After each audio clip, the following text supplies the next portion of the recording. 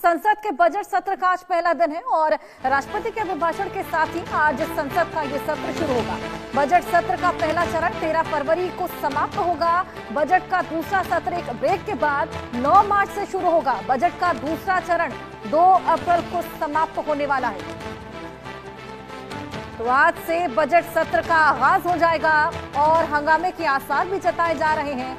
और जिस तरीके से हमने देखा मॉनसून सत्र हंगामे के भेंट चढ़ा था, अब ये देखने वाली बात होगी कि आज कितना हंगामा, कौन से मुद्दों को लेकर घेराव देखने को मिलता है। देखिए, अब सरकार ने विपक्ष को कह दिया है कि होमवर्क पूरा करके आइएगा। विपक्ष देखना होगा किन मुद्दों को लेकर घेरता है, लेकिन कार्रवाई यहां स्थगित ना करनी पड़ी, ये सबसे बड़ी चुनौती रहने वाली है। मर्यादा कायम रखने को किरण रिजिजू लगातार कहते आए हैं। सर्वदलीय बैठक भी इस पूरे मुद्दे को लेकर की गई थी। एजेंडा तय किया गया था कितना बजट आवंटित होता है, क्योंकि तमाम लोगों की उम्मीदें जुड़ी हुई हैं। जिस तरीके से जीएसटी के स्लैब में बदलाव हुआ, उसके बाद बजट से भी खासा उम्मीदें इस बार लोगों को। और इस बजट में क्या कुछ खास इस बार आम नागरिकों के लिए, आम जनता के लिए रहने वाला है, सभी की निगाहें इस पर टिकी है। आवंटन किस तरीके से किया जाएगा और इस बार क्या बजट किन किन सेक्टर्स में अलॉट होगा, कौन से सेक्टर को खासा फायदा मिलेगा, ये तमाम चीजें साफ हो जाएंगी, क्योंकि आज से ही बजट सत्र की शुरुआत। एक छोटा सा ब्रेक बीच में रखा गया है ताकि सुचारू रूप से बजट को आवंटित किया जा सके। पूरे सोचे समझे स्ट्रैटेजी के साथ इस पूरे बजट सत्र को चलाया जा रहा है ताकि इसका पूर्ण लाभ पूरे देश भर को मिल सके। आज से पहले सत्र की शुरुआत और पहले चरण का पहला सत्र ही होने वाला है। सभी बेहद एक्साइटेड हैं और तैयारियां भी पूर्ण हैं। कुछ ही देर बाद ये बजट सत्र की शुरुआत हो जाएगी। राष्ट्रपति के अभिभाषण के साथ ये सत्र की शुरुआत होगी और पहला चरण आपको बताया कि 13 फरवरी को समाप्त होगा। वही दूसरा चरण आपको बताएं 2 अप्रैल को समाप्त होगा, जब ये साफ हो जाएगा कि कितना टोटल कुल बजट रहा है। इसके अलावा अब क्योंकि आज से बजट सत्र की शुरुआत, तमाम लोगों की निगाहें इस पर टिकी हैं और साथ ही आपको बताएं कि राष्ट्रपति के अभिभाषण के साथ संसद का यह सत्र शुरू होगा।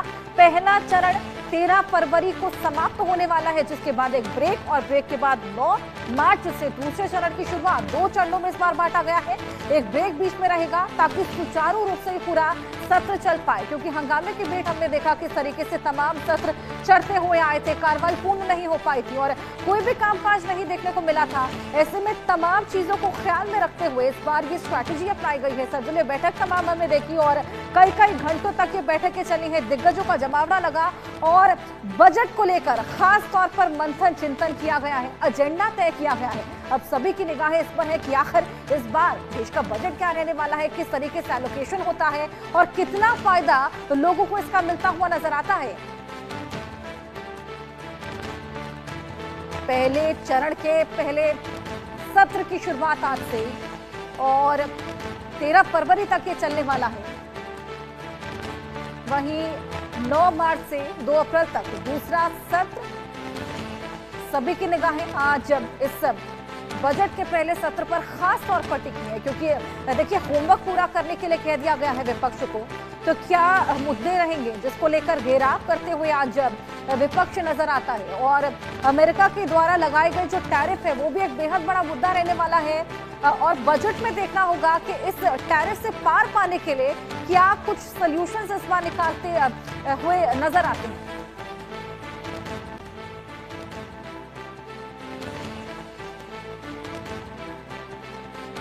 आइए और जानकारी इसको लेकर लें।